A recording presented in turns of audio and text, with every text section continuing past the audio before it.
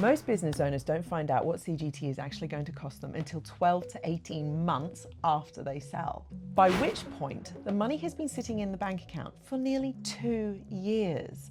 Decisions have been made, plans have been set in motion, and then the tax assessment arrives, and it's sized based on a capital gain that was made a long time ago. And the money to pay for it is somewhere else entirely. Now that can only be described as a planning problem, and it is by far and away the most expensive one that I see.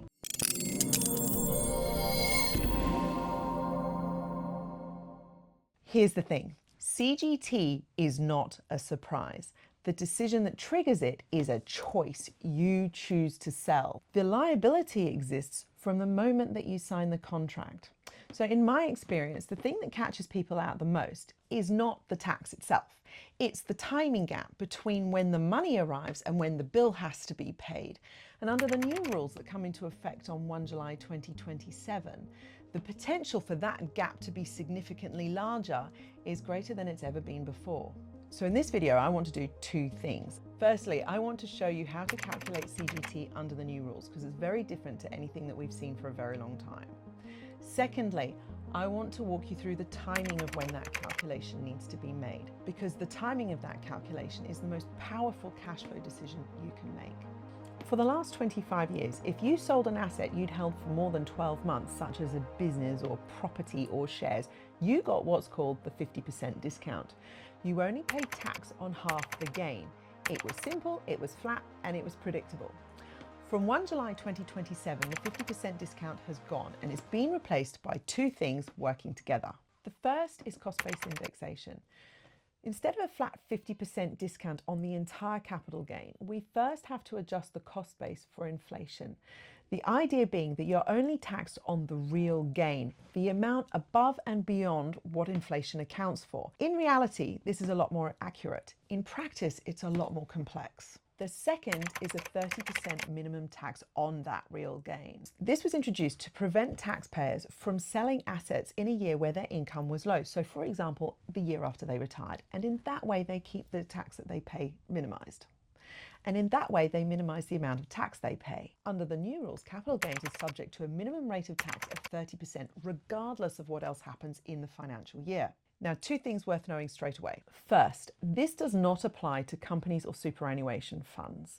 They have their own CGT treatment, which has been left completely untouched by these changes. It only applies to individuals, partnerships, and trusts. Second, the small business CGT concessions, all 4 of them, have been retained in full. I will get to this shortly because this is genuinely good news for many of you watching this video. The new rules around them have actually improved in your favor. But the core change is this. If you sell an asset after 1 July 2027, your starting point is no longer the 50% discount. Indexation and 30% minimum tax is. Let me show you how the calculation works under the new rules, because there's a specific mechanic here that not many people have been shown yet. The key concept is what I call the split gain. For any asset that you already own, like property or shares or a business, the gain is split into 2 parts depending on when it was accrued. Everything that accrued before 1 July 2027 gets the 50% discount. The new rules don't reach back in time. That part of your capital gain is calculated under the rules that applied when you bought it. Everything that accrues from 1 July 2027 onwards is subject to the new rules. Cost-based indexation, 30% minimum tax. So let's work through this with some numbers. Say Sarah has owned her professional services practice for 10 years. She bought into it in 2020 and she's thinking about selling it in 2029. Cost base of $500,000 made up of goodwill and some plant and equipment. Sale price $1.5 million, total capital gain $1 million. Now this gain needs to be split, not 50-50, but proportionately based on time. So from 2020 through to 1 July 2027 is roughly 7 years. From 1 July 2027 to 2029 sale date is roughly another 2 years. So we have a total of 9 years holding the asset. So approximately 778,000 of that gain accrued before 1 July 2027. The 50% discount applies to that portion of the gain. Now, if we ignore the effect of the small business CGT concessions for a minute, Sarah's going to pay tax on roughly $389,000 of it. The remaining $222,000 accrued after 1 July 2027. This portion is subject to the new rules, so we need to index the cost base first. So if we assume that with the effect of inflation, the capital gain is reduced to $189,000, the 30% minimum tax is applied to that amount. So Sarah's total taxable gain is approximately $569,000, not $1 million, but equally not the $500,000 that she could have expected if the entire gain was subject to the old rule. That's the number that you need to be planning for, and the earlier in the process you start to calculate it, the more options you have.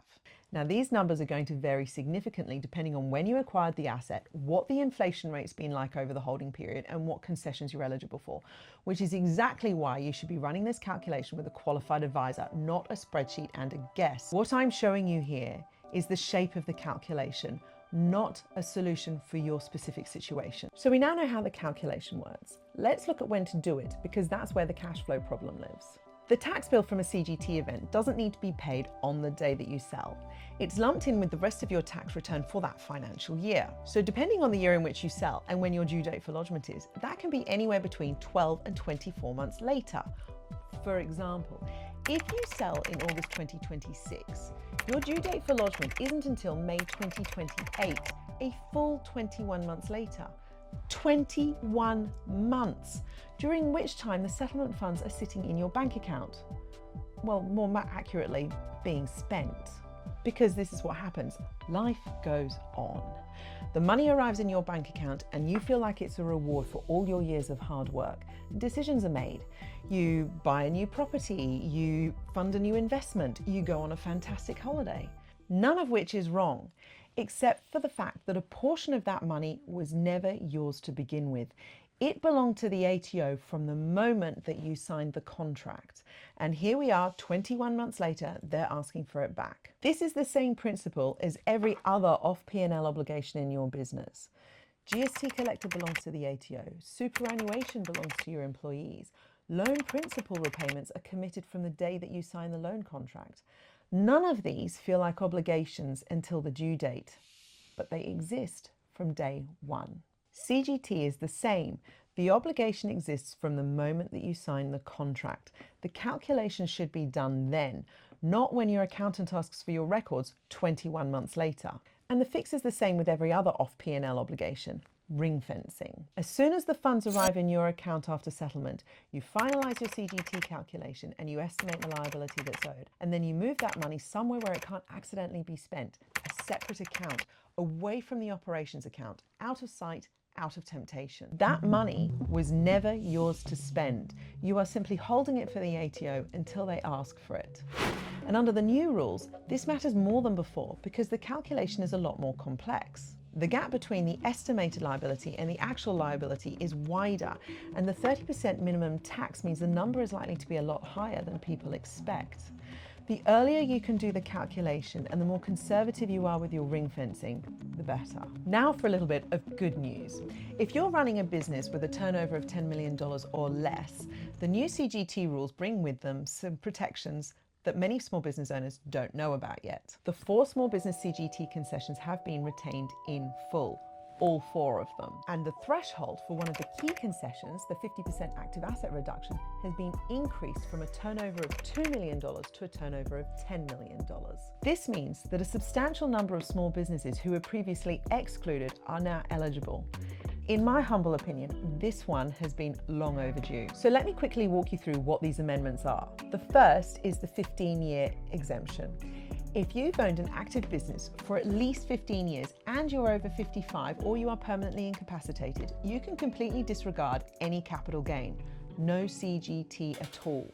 This one is the most generous in the small business toolkit and it remains completely intact. The second is the 50% active asset reduction. If your asset qualifies as an active asset, you can reduce the capital gain by 50% before applying any of the other concessions. This one is now available for businesses with a turnover of up to $10 million. The third is the retirement exemption.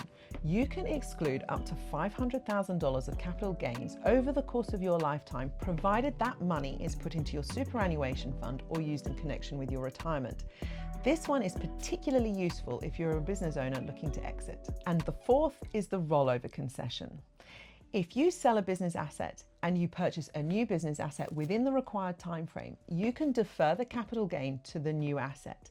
This one is useful if you're looking to reinvest or restructure rather than exit entirely. Now, these concessions all come with conditions. They're not automatic, they're not simple, and they all interact with each other in a way that requires them to be mapped to your specific situation.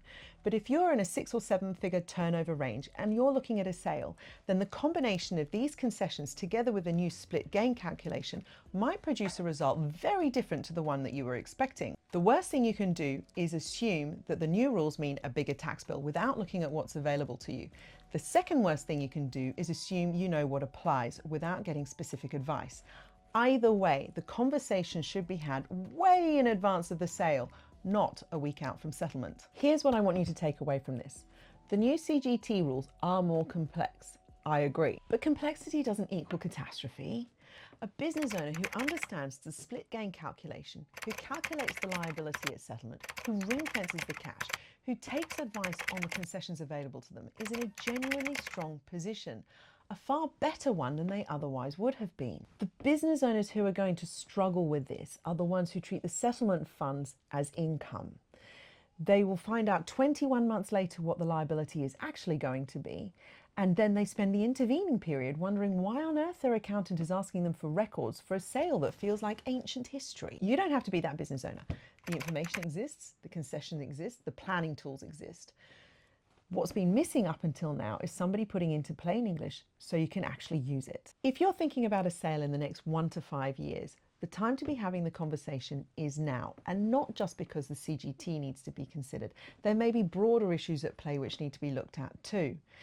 The earlier you plan, the more options you have. The concessions can make an extraordinary difference to the final number, but only if they're considered before the sale, not after. Either way, the time to be having this conversation is well before the sale, not a week out from settlement. If that's you, the link to book a Road to Freedom meeting is in the description.